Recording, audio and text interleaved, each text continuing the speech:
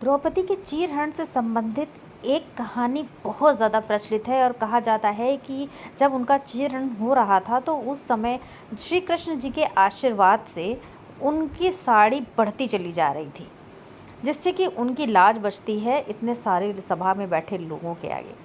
तो दोस्तों, क्या आप जानते हैं कि ये केवल एक ये श्री कृष्ण जी के आशीर्वाद का प्रताप ही नहीं था, बल्कि इस कथा के यानी इस आशीर्वाद के पीछे की कड़ी कहीं और से भी जुड़ी है, और वो जुड़ी थी द्रौपदी के 12वें जन्म से।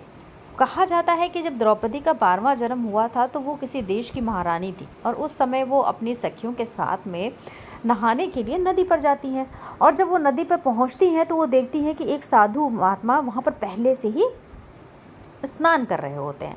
अब द्रौपदी चुपचाप वहाँ पर दूर पर ही खड़ी हो जाती हैं। साधु महात्मा जी जो स्नान कर रहे होते हैं उनके पास केवल दो ही वस्त्र होते हैं, एक तो वो जो पहन रखा होता है उन्होंने एक, और दूसरा जो नदी के किनारे वो रखते हैं। और वो धोती बदकिस्मती से इतनी तेज़ हवा चलती है कि उसमें उड़कर वो सीधे नदी पर ही पहुंच जाती है और नदी में ही गिर जाती है, से गीली हो जाती है।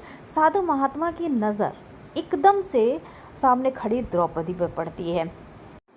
जब उनकी नज़र द्रौपदी पे पड़ती है तो बहुत शर्मिंदा होते हैं और छुपते छुपाते जाकर एक झाड़ियों के बीच में जाकर बैठ जाते हैं।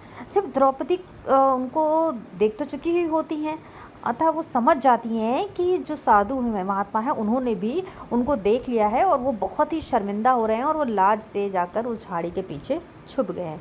द्रौपदी नाटक करती हैं कि उन्होंने उनको देखा नहीं, और वो अपनी दासी से क्या करती हैं, अपना लाया वस्त्र उनको दे देती हैं और अब दासी को देकर उस साधु के पास भेजती है और बोलती हैं कि जाओ ये उन साधु महात्मा को दे आओ जाकर, जो कि उस झाड़ी के पीछे छुपे हुए हैं, क्योंकि वो उनके वस्त्र सब गीले हो चुके हैं और वो बहुत ज़्यादा ही शर्मिंदा है या बहुत ज़्यादा लज्जा महसूस कर रहे हैं। तो वो जो दासी होती है वो जाकर झाड़ी के पास दूर से ही खड़े होकर वो वस्त्र साधु महात्मा को दे देती है।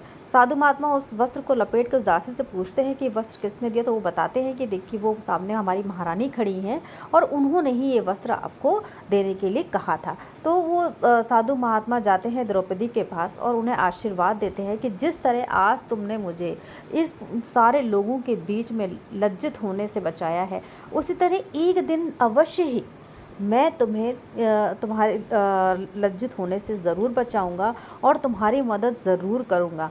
तो और जो तुमने आज मेरे साथ अच्छा कर्म किया है, या जो तुमने मेरी इज़्ज़त बचाई है, मैं एक दिन तुम्हारी इज़्ज़त ज़रूर बचाऊंगा। तो कहा जाता है कि ये वो आशीर्वाद था, और साथ में वो कृष्ण जी की कहानी थी, जो कि दोनों आशीर्वाद मिलकर वो उन द्रौपदी के किए गए अच्छे कर्म थे, जो उस समय उनकी इज्जत बचाते हैं और उन्हें भरी सभा में लज्जित होने से बचा लेते हैं। तो दोस्तों, इसीलिए कहा जाता है कि जैसे आप बीज बोएंगे वैसा ही फल मिलेगा, जैसे आप कर्म करेंगे वैसा ही आपको भविष्य में मिलेगा ही मिलेगा। तो कोशिश करें, अच्छे कर्म करें और हरि नाम जपते रहें। तो चलिए दोस्तों, फिर मिलते हैं। राधे राधे।